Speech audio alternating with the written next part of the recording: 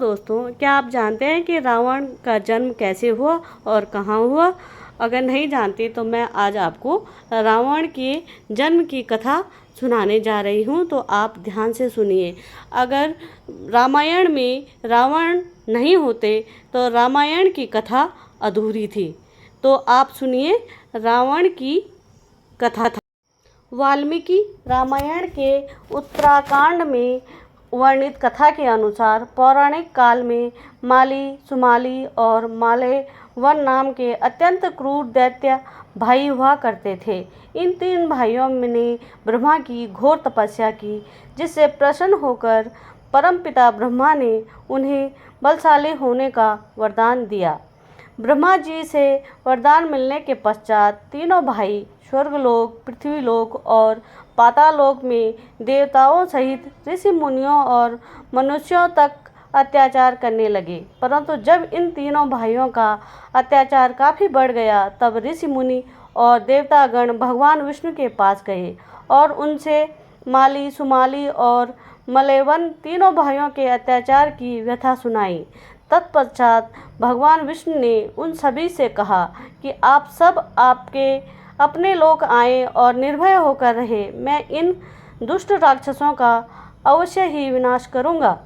उधर इस बात की सूचना इन तीनों भाइयों के पास पहुंची तो माली, सुमाली और मलेवन ने अपनी सेना सहित इंद्रलोक के ऊपर आक्रमण कर दिया। इसके पश्चात भगवान विष्णु इंद्रलोक आकर राक्षसों का नरसंहार करने लगे। भगवान विष्णु रण क्षेत्र में आने के कुछ क्षण बाद ही सेनापति माली सहित बहुत से राक्षस मारे गए और शेष लंका की ओर भाग गए।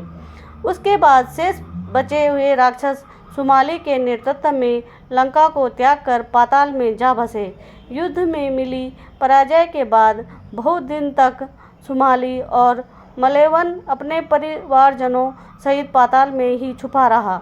एक दिन सुमाली पृथ्वीलोक घूमने आया, जहां उसने कुबेर को देखा, परंतु देवताओं के भय के कारण वो वापस पातालोक चला गया। पातालोक पहुंचकर वो सोचने लगा कि हम राक्षसों को देवताओं के भय से यहाँ कितने दिनों तक छुपकर रहना पड़ेगा। ऐसा कौन सा उपाय किया जाए जिससे देवताओं पर विजय प्राप्त किए जा सके। कुछ क्षण बाद उसे कुबेर का ध्यान आया। तब उसके मन में ये विचार आया कि क्यों न वो अपनी पुत्री का विवाह ऋषि विश्रवा से कर दे, जिससे उसे कुबेर जैसे तेजस्वी पुत्र की प्राप्ति आसानी से हो जाएगी।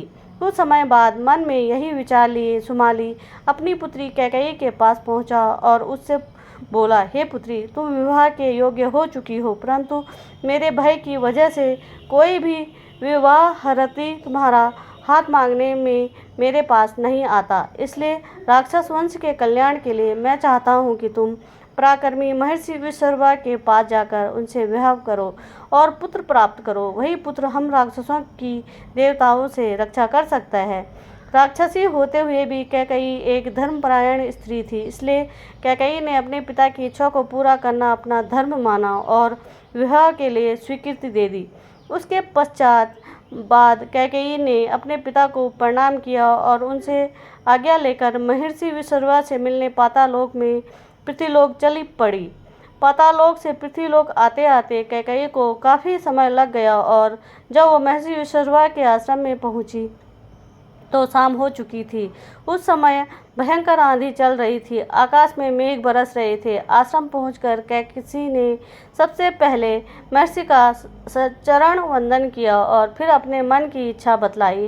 कैकेयी की इच्छा जानने के बाद महर्षि विश्रवा ने कहा, हे भद्रे, मैं तेरी ये अभिलाषा पूर्ण कर दूंगा, किंतु तुम कुबेला में मेरे पास आई हो, अतः मेरे पुत्र क्रूर कर्म करने वाले होंगे।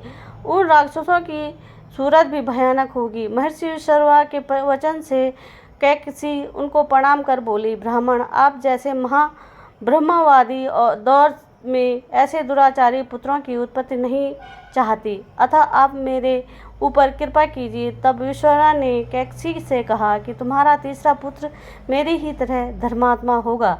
तदंतर दिन ब दिन कैकेयी ने बड़ा भयंकर और बीभत्स राक्षस रूपी पुत्र को जन्म दिया।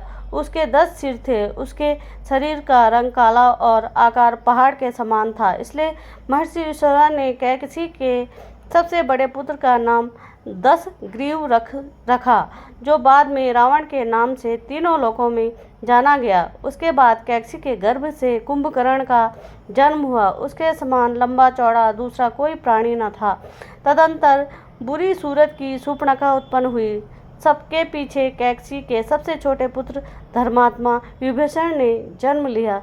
तो दोस्तों, ये है रावण की जन्म की कथा। तो आपने सुनी ये कथा, तो आपको कैसी लगी दोस्तों, आप कमेंट में ज़रूर बताइएगा और लिखिएगा कि ये आपको कैसी लगी। धन्यवाद।